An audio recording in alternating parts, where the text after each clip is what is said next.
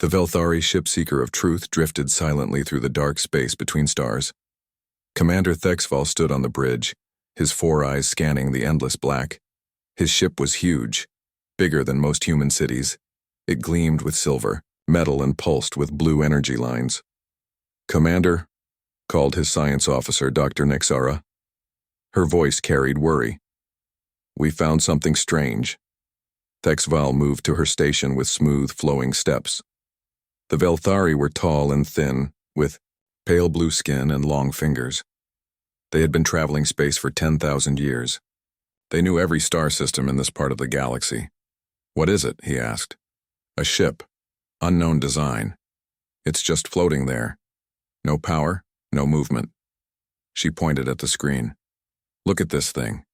It's so primitive." The screen showed a small metal ship.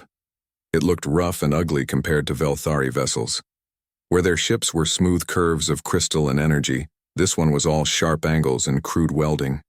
Smoke leaked from one side. Parts of it looked burned. "How primitive?" Thexval asked. "Very. Basic fusion drive. Simple metal hull. No quantum shields. No neural networks. Commander, this ship is like something from our ancient history books." Thexval studied the image. The ship was tiny compared to his vessel, maybe 1/100th the size. It spun slowly, clearly damaged and powerless. "Any life signs?" "Yes, 5 beings. They seem to be sleeping. Probably in some kind of emergency rest state." "Interesting. Another young species taking their first steps into space." Thexval felt pleased. The Velthari were teachers and guides. They helped younger races learn the ways of the galaxy.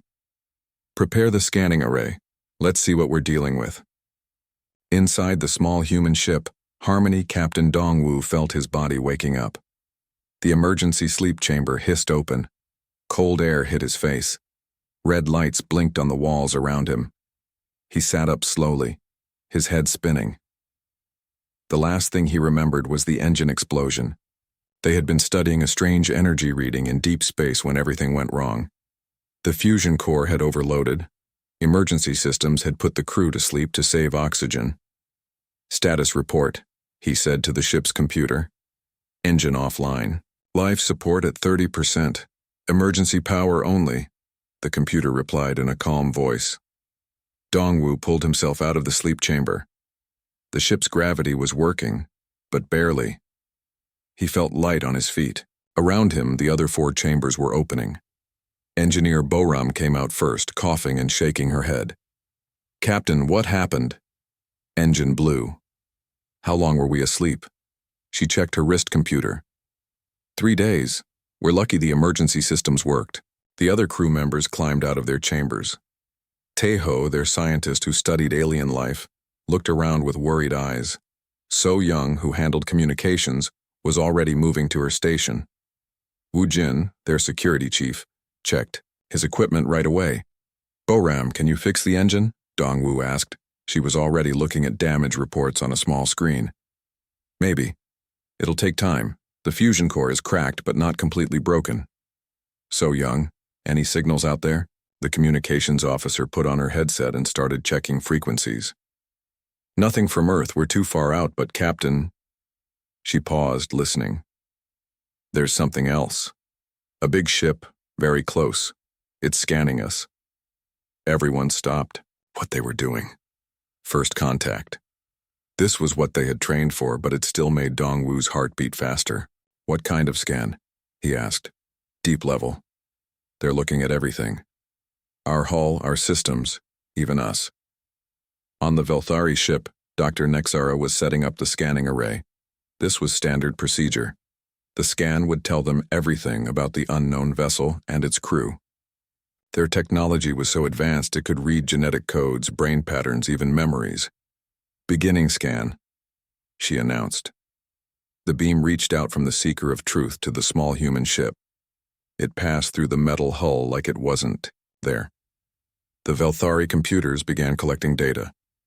"Species classification, unknown," the computer said. "Bipedal, carbon-based, 5 individuals, genetic structure similar to Terran mammals. Brain activity normal for conscious beings. Anything dangerous? Thexval asked. Scanning deeper, Nexara replied. She increased the power.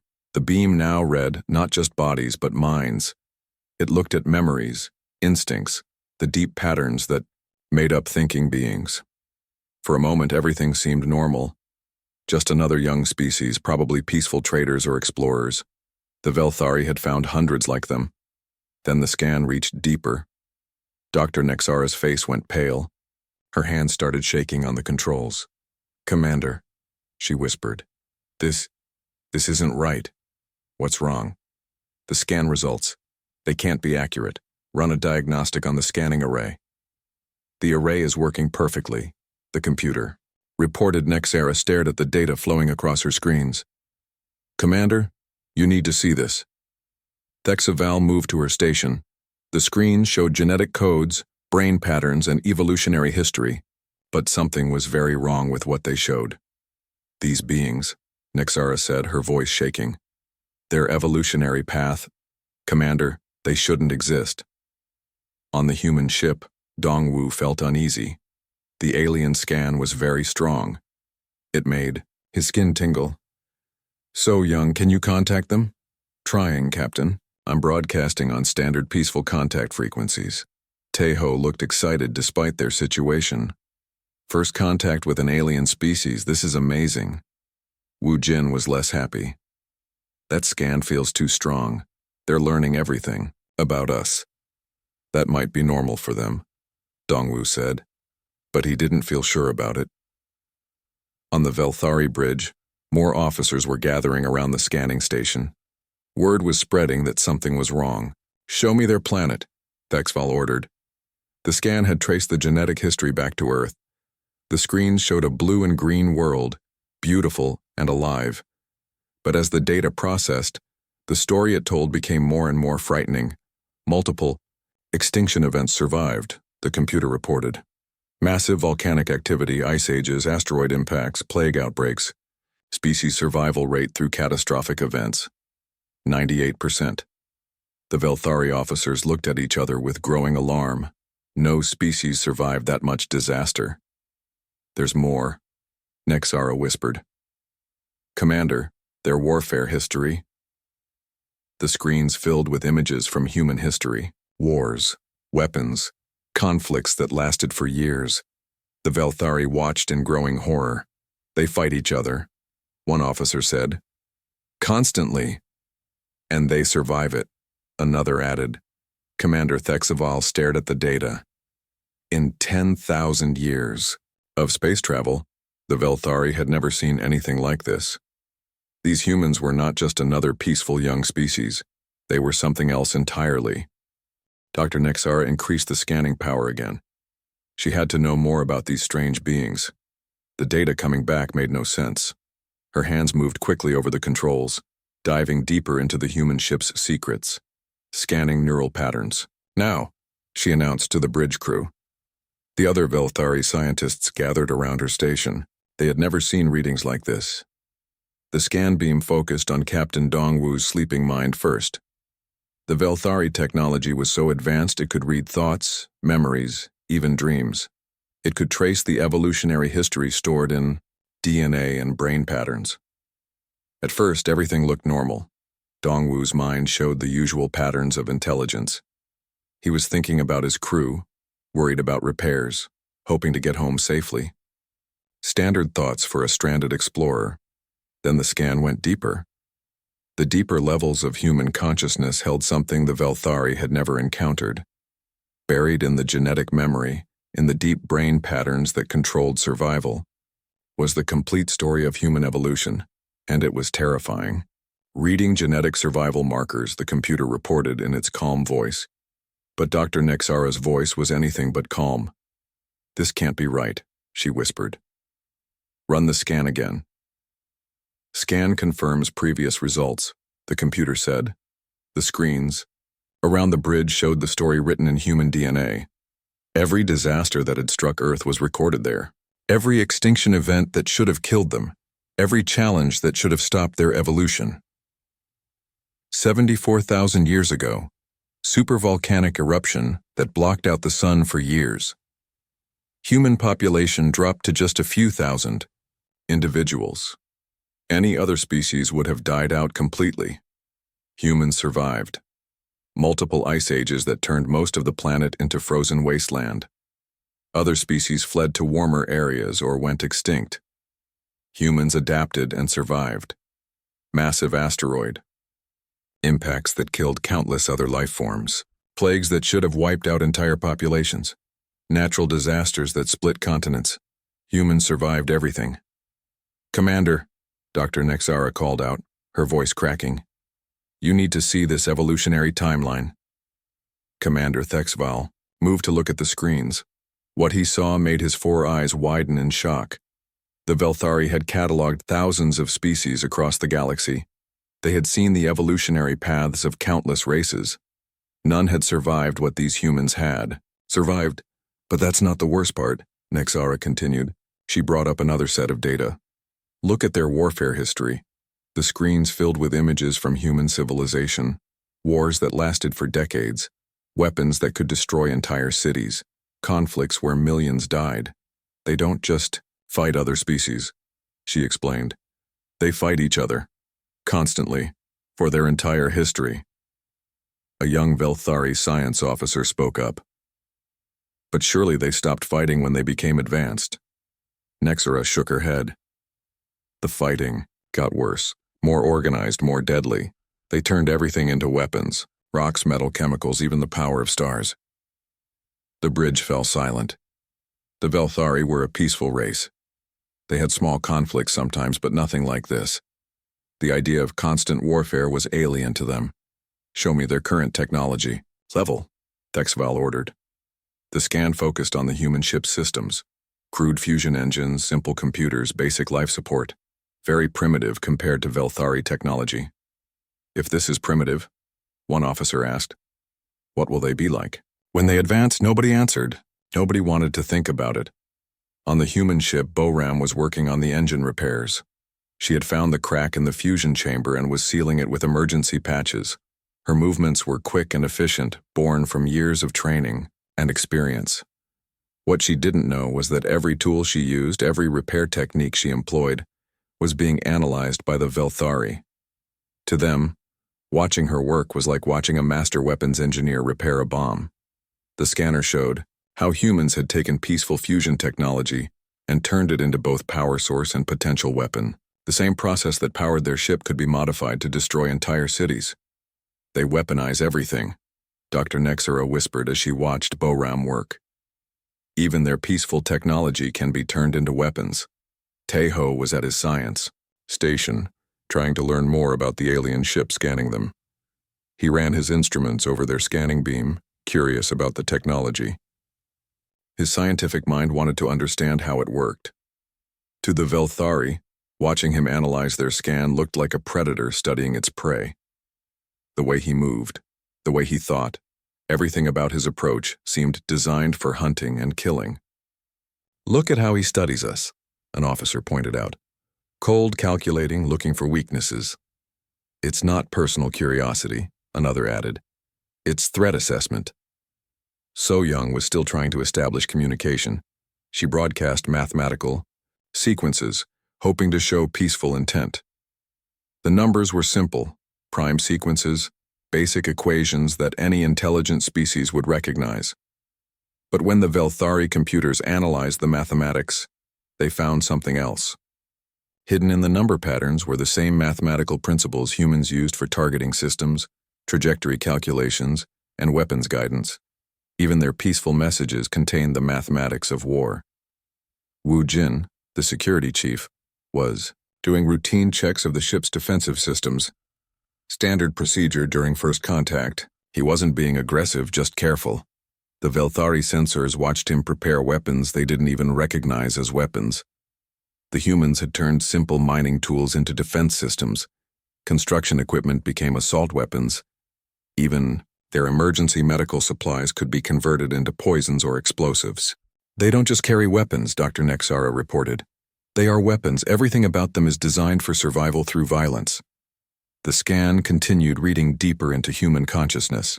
It found the instincts buried in every human brain. The fight-or-flight responses that had kept them alive through millions of years of evolution. But these weren't normal survival instincts. These were the instincts of apex predators. Humans didn't just survive by hiding or running.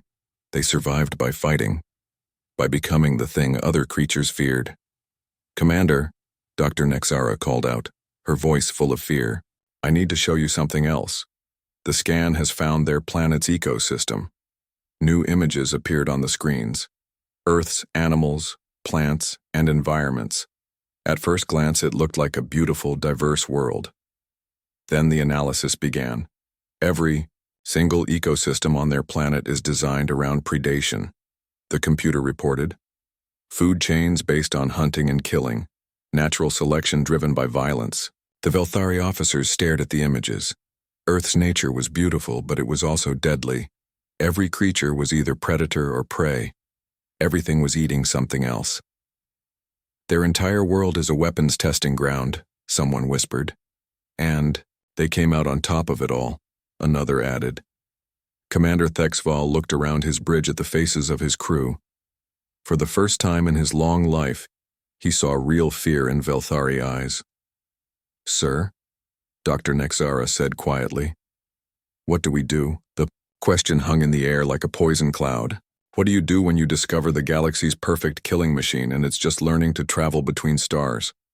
The scan was still running, still finding new horrors in human history and genetics. Each new discovery made the situation worse. These weren't just another primitive species taking their first steps into space. These were the universe's apex predators, and they were about to be set loose on an unsuspecting galaxy. The Velthari Central Database began processing all the data from the human scan.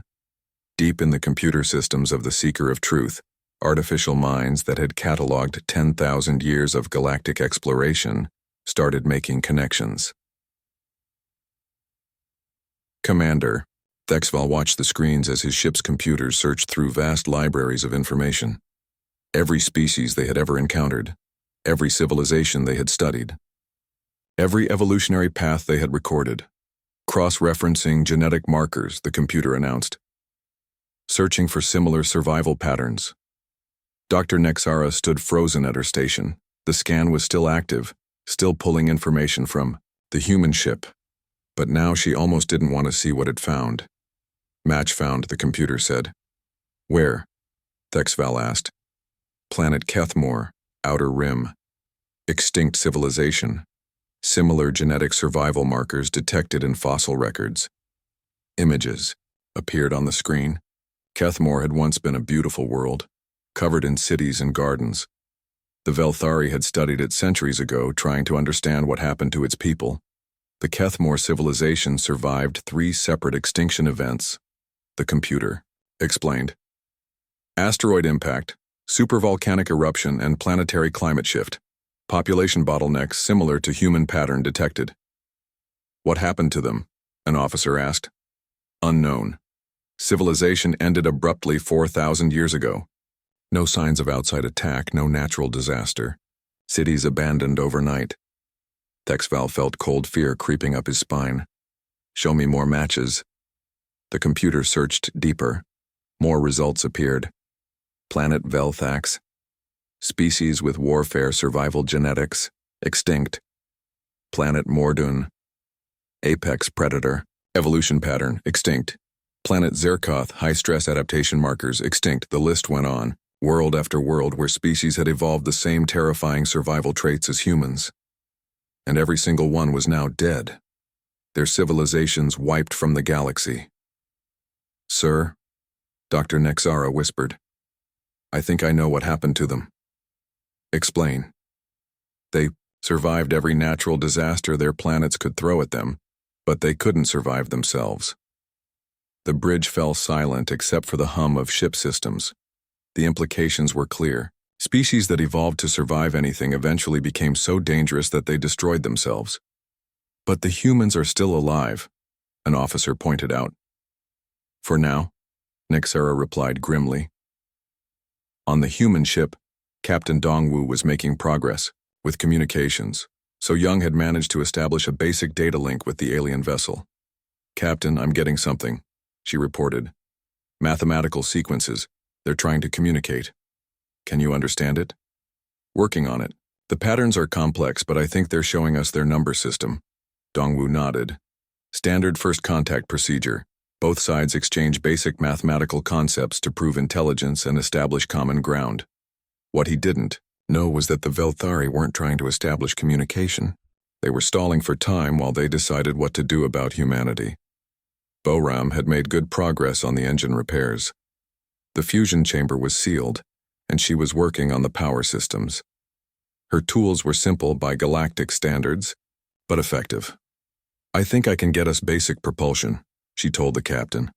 "Not enough to reach home, but enough to move around." "How long?" "Few more hours, maybe less." Each repair she made was being watched and analyzed by Velthari sensors.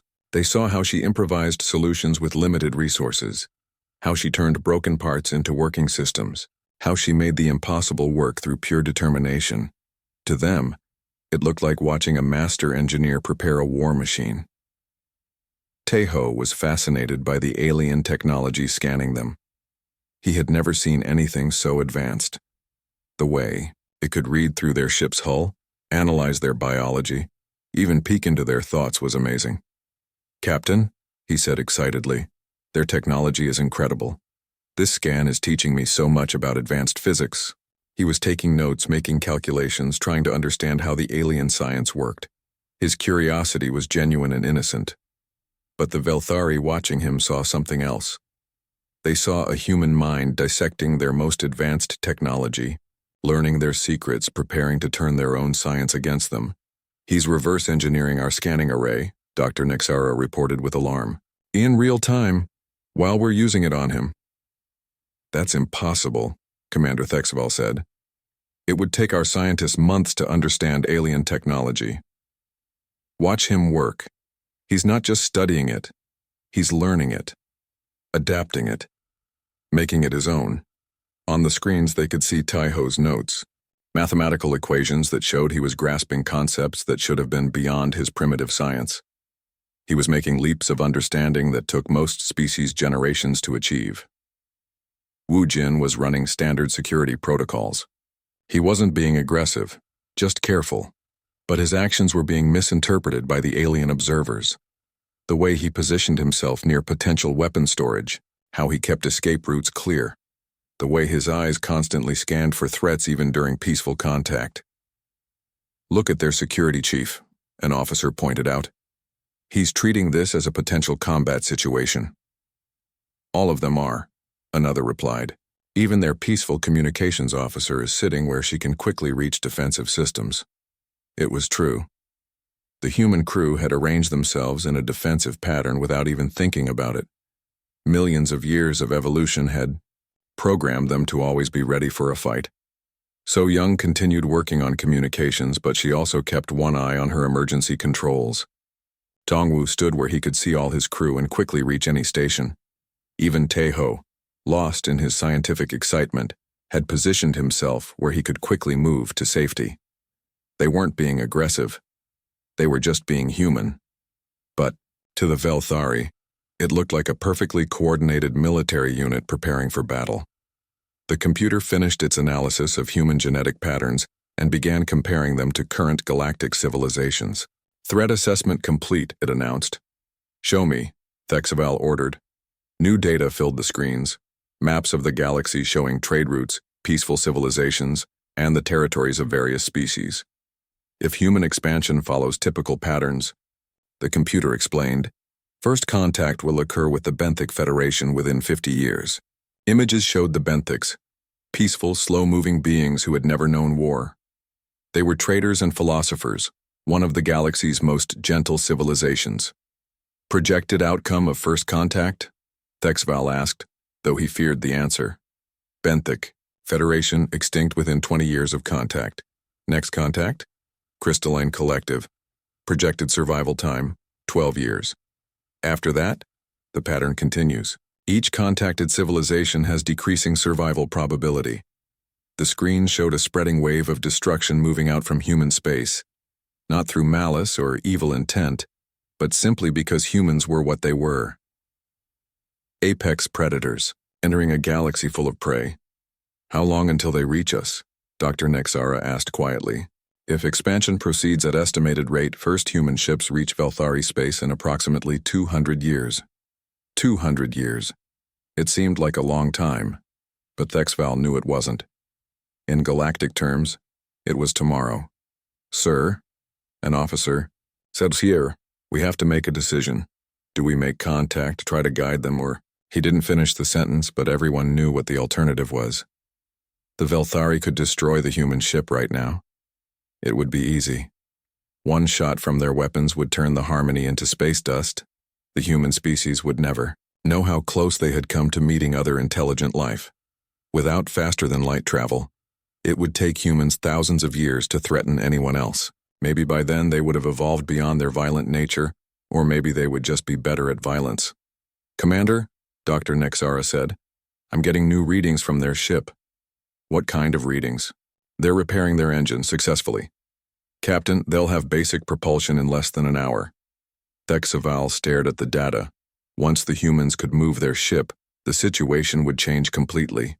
They would be mobile, harder to track, able to call for help. The decision point was approaching fast. Save the galaxy from humanity, or save humanity from itself. Either way, the universe was about to change forever. Commander Thexval called an emergency meeting in the ship's council chamber. The most senior officers of the Seeker of Truth gathered around the circular table. Their pale blue faces showed an emotion rarely seen among the Velthari. "Pure fear. We need to discuss our options," Thexval began. "The scan results are clear. These humans represent a threat unlike anything we've encountered." Dr. Nexara activated the holographic display in the center of the table. Images of human DNA, brain patterns, and evolutionary history floated in the air between them. "Let me summarize what we know," she said. "These beings evolved on a death world where everything wants to kill everything else. They survived multiple extinction events that would have wiped out any other species. They've spent their entire evolutionary history at war with each other and everything around them. But they're still primitive," pointed out Navigation Officer Velnar. "Their technology is thousands of years behind ours. That won't last," replied Chief Science Advisor Mordex. "Look at their learning rate. Their scientist has already grasped basic principles of our scanning technology just from being exposed to it. At their rate of advancement, they'll have our level of technology within centuries, not millennia." Security Chief Zarmoth spoke up. "And when they do, what then? We've seen what happened to other species with similar traits. They destroyed themselves, but only after spreading across multiple star systems." The room fell quiet. Everyone was thinking the same thing. The humans were still confined to one small system. They had no faster-than-light travel, no energy weapons, no shields. Right now, they could be stopped. "Show them the projection models," Thexval ordered. The holographic display changed to show a map of their section of the galaxy. Peaceful civilizations were marked in blue, trade routes in green, and unexplored regions in gray. "Computer-run expansion model for human civilization," Dr. Nexara said. The display changed. A small red dot appeared at the edge of the map. Human space. Then it began to grow. "Assuming they develop faster than light travel within 100 years, the computer explained, human expansion would follow typical colonization patterns." The red area spread like spilled blood across the star map. System after system turned red as the projection showed human colonies spreading outward.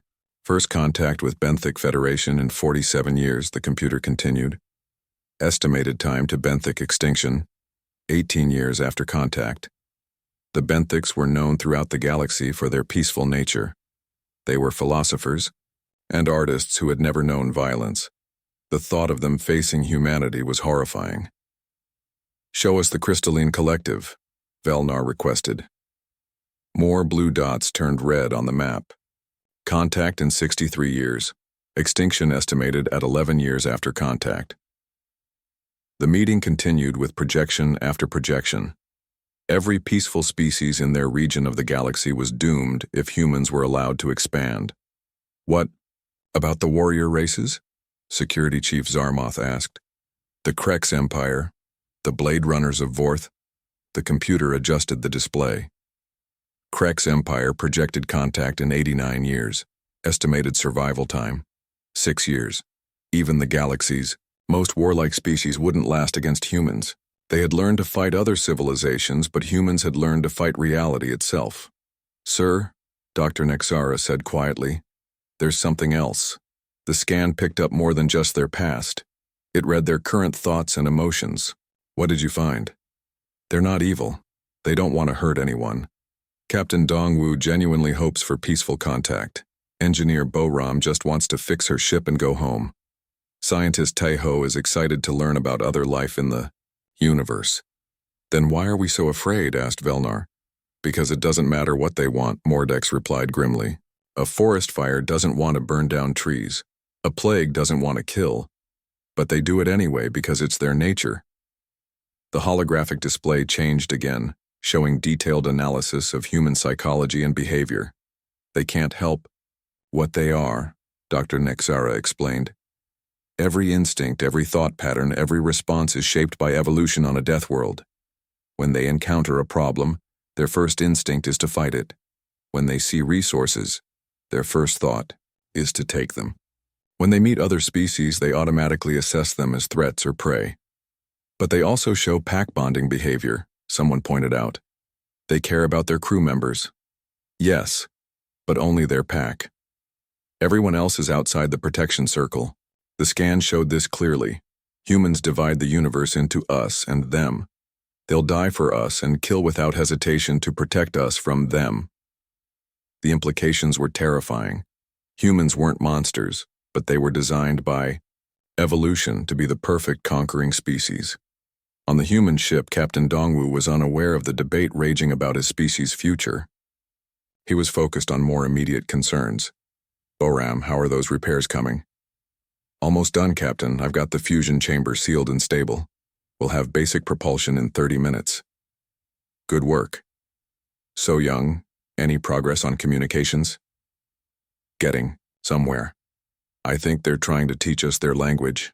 The mathematical progressions are getting more complex. Dongwu nodded. The alien ship had been peaceful so far, but he couldn't shake the feeling that something was wrong. Their scanning beam felt too intense, too invasive. Wu Jin, keep monitoring their weapon systems. Already on it, Captain. No signs of aggressive action, but they could blast us to pieces anytime they want. Their technology is far beyond ours. Taiho looked up from his science station. Captain, I've been analyzing their scanning technology. It's incredible. They can read biological patterns, genetic codes, even brain activity from this distance. What does that mean for us? It means they know everything about us. Our technology, our biology, probably even our thoughts. The crew exchanged worried looks. Being completely transparent to aliens was an uncomfortable feeling. Back on the Velthari ship, the debate was reaching a crucial point. We have 3 options, Commander Thexval said. First, we destroy them now while they're helpless. Save the galaxy from what they'll become. No one spoke for a moment. The Velthari weren't killers. The idea of destroying an entire species went against everything they believed. Second option, he continued, we leave them alone and hope they never develop interstellar travel. That's not really an option, Mordex said. The scan shows they're already working on advanced physics. They'll figure out faster than light travel eventually. Third option, Thexval said, we make contact and try to guide their development. Maybe we can teach them to be peaceful. Has that ever worked? Zarmoth asked. Can you teach a shark to be a dolphin? Dr. Nexara brought up new data on the holographic display. Actually, there's something interesting in their psychological profiles. Humans don't just have predator instincts, they also have strong caretaker instincts. Explain.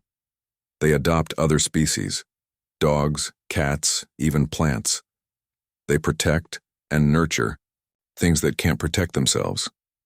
They have a concept they call pets where they care for other creatures with no benefit to themselves. Parasitism, Velnar said.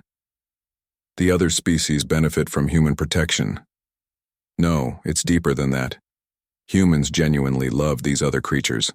They mourn when pets die. They'll risk their own lives to save animals they've never met. The bonding instinct is as strong as the killing instinct. This was new information. The officers leaned forward, interested. Are you saying they might not be a threat? Thexval asked. I'm saying they're complicated. Yes, they're the perfect predators. But they're also the perfect protectors. If we could somehow trigger their caretaker instincts toward other galactic civilizations. You want to turn the galaxy's most dangerous species into its guardian, Zarmuth said with disbelief. Why not? They're already perfectly designed for the role. They can survive anything, fight anything, overcome any obstacle. If they saw other species as part of their pack instead of as others, they'd be unstoppable protectors instead of unstoppable conquerors. The idea was crazy, but it was also the only option that didn't involve genocide or hoping for the impossible. How would we do it? Thexval asked. Carefully, very carefully. We make contact, but we don't reveal how advanced we are. We present ourselves as another struggling species that needs help, trigger their protective instincts instead of their competitive ones. And if it doesn't work? Dr. Nexara looked around the table at her fellow officers. Then we'll have front row seats to watch the galaxy burn. The decision hung in the air like a sword. Save the universe by destroying humanity, or risk the universe by trying to tame humanity. Either way, the age of galactic peace was about to end. Captain Dongwu stood on the bridge of the Harmony, watching the alien ship through the main viewing port. It was beautiful in a strange way, all smooth curves and glowing energy lines. Nothing like the rough, practical ships humans built. Captain? So Young called from her station. I'm getting clear communication signals now. They're using our language. Dongwu felt his heart beat faster. After hours of mathematical exchanges, the aliens were finally ready to talk directly. Put it on speaker. A voice filled the bridge, clearly artificial but speaking perfect Korean. Human vessel Harmony. This is Commander Thexval of the Velthari ship Seeker of Truth. Can you understand us? This is Captain Dongwu. Yes, we understand you perfectly. Thank you for learning our language. We are pleased to make contact with your species. There was something odd in the alien commander's voice. Dongwu had been in enough difficult situations to recognize stress when he heard it. These aliens were nervous about something. Commander Thexval, our ship is damaged. We need assistance with repairs to return home. A pause. Then, we would be happy to help. May we come aboard your vessel? Dongwu looked around at his crew. First contact protocols were clear. Be cautious but not hostile. Of course. We welcome the chance to meet you in person. On the Velthari ship, Commander Thexval closed the communication channel and turned to his senior staff. They had made their decision during the long debate. They would try the impossible, turn humanity's predator instincts into protector instincts. Remember, he told his team, we are not the advanced civilization here. We are explorers, like them. Our ship is damaged, just like theirs. We need their help as much as they need ours. Dr. Nexara looked uncomfortable. Commander, if they discover our true technology level, then we'll deal with that when it happens. Right now, our only choice is to make them see us as friends, not threats or prey. The Velthari transport shuttle was smaller than the Harmony, but still obviously advanced. It landed gently in the human ship's cargo bay, using technology that seemed like magic compared to human engineering. Dongwu and his crew waited in the cargo bay as the shuttle door opened. What came out surprised them. The Velthari were tall and thin with pale blue skin and large eyes. But they moved carefully, almost nervously. Their leader, Commander Thexval, approached with his hands visible and empty. Captain Dongwu, he said, thank you for allowing us aboard. Welcome to the Harmony, Dongwu replied. These are my officers, Boram, Taeho, So-young, and Woo-jin. The introductions were polite and careful. Both sides were trying hard not to make mistakes. Commander, Taeho said eagerly, your scanning technology is incredible. I've never seen anything like it. Thexval looked uncomfortable. Yes, well, it's Standard equipment for exploration vessels. Boram gestured toward the engine room. Would you like to see our damage? Maybe your people can help us figure out repairs. Of course. As they walked through the ship, the Velthari officers were amazed by what they saw. Not by the technology. That was primitive as expected.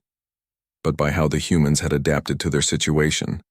Emergency patches made from spare parts. Backup systems rigged from components never meant to work together. Creative solutions that turned problems into advantages. You've done remarkable work with limited resources, Dr. Nexara commented to Boram. You learn to make do, Boram replied. When you're far from home, you use whatever you can find.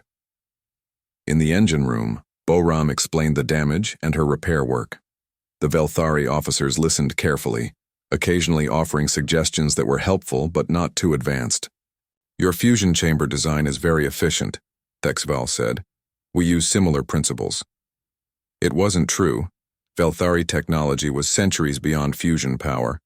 But the lie came easily. For the first time since the scan began, he felt hopeful. Te-Ho was fascinated by the aliens and bombarded them with questions about their homeworld, their culture, their science. His enthusiasm was genuine and infectious. How many intelligent species have you met? He asked.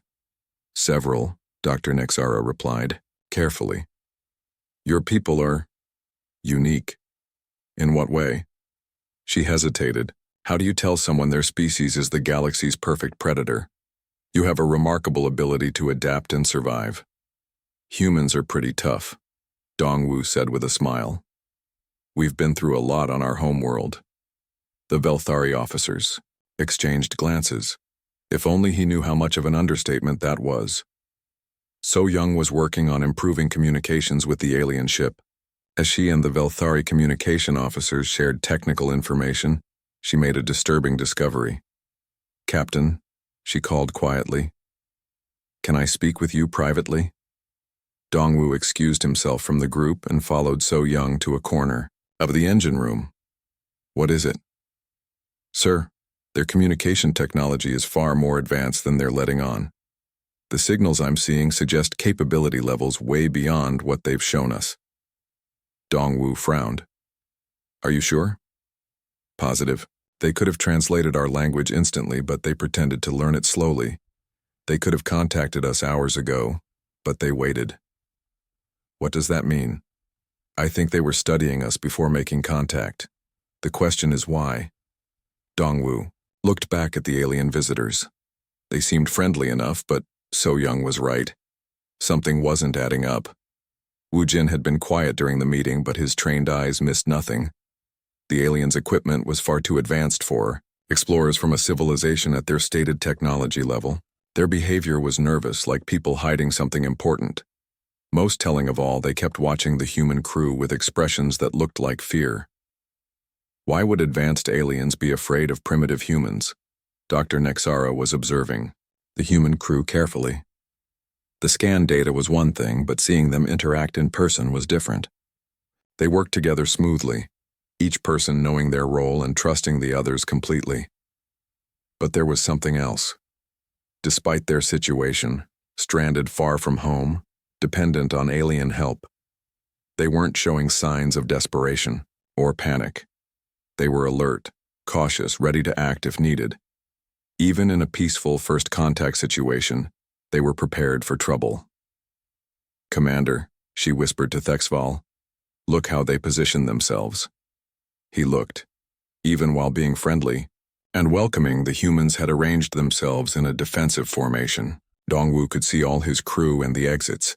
Wu Jin was positioned to quickly reach weapons if needed. Boram stood near critical systems she could disable if necessary. It wasn't aggressive. It was just automatic. Millions of years of evolution had programmed them to always be ready for a fight. They don't even realize they're doing it, Thexval realized. That's what makes them so dangerous, Nexara replied. They're not trying to be threatening. They just are. The meeting continued for another hour. Both sides shared information carefully, building trust slowly. The Velthari offered to help repair the human ship in exchange for information about human space and culture. As the aliens prepared to return to their ship, Dongwu made a decision that would change galactic history. Commander Thexfall, he said, "Your people seem to be explorers like us. When we get our ship repaired, would you be interested in traveling together for a while? We could learn from each other." Thexaval felt his heart skip a beat. This was the moment of truth. Accept, and the Velthari would be committed to guiding humanity's development. Refuse, and they would have to find another solution to the human problem. "We would be honored," he replied. As the Velthari shuttle returned to the Seeker of Truth, both crews prepared for an uncertain future. The humans looked forward to learning from their new alien friends. The Velthari hoped they could prevent their new human friends from accidentally destroying the galaxy. In the days that followed, both ships worked together on repairs. The Velthari carefully shared technology that would help without advancing human science too quickly. The humans shared their culture, history, and dreams for the future. Slowly, something unexpected happened. The two crews began to genuinely like each other. Captain Dongwu and Commander Thexaval found they had much in common. Both explorers, both responsible for their crews, both curious about the universe. Dr. Nexara was charmed by Tejo's enthusiasm for learning. Boram and the Velthari engineers worked together like they'd known each other for years. Most importantly, the Velthari began to see humans not as monsters or weapons, but as people. Dangerous people, yes, but still people with hopes, fears, and dreams. And the humans began to see the Velthari as friends worth protecting. When the Harmony's repairs were complete, both ships set course for human space together. The Velthari would help introduce humanity to the galaxy gradually, carefully, safely. It wouldn't be easy. There would be mistakes, misunderstandings, and close calls. But for the first time since the terrifying scan results came in, Commander Thexaval felt hope. Maybe the galaxy's most perfect predator could become its most perfect protector after all. As the two ships traveled through space together, secret messages were already spreading through Velthari space. First contact successful. Humans contained and guided. Protocol 7 in effect. Guide, don't control. Nurture, don't constrain. And hope we're making the right choice. The age of human expansion was about to begin.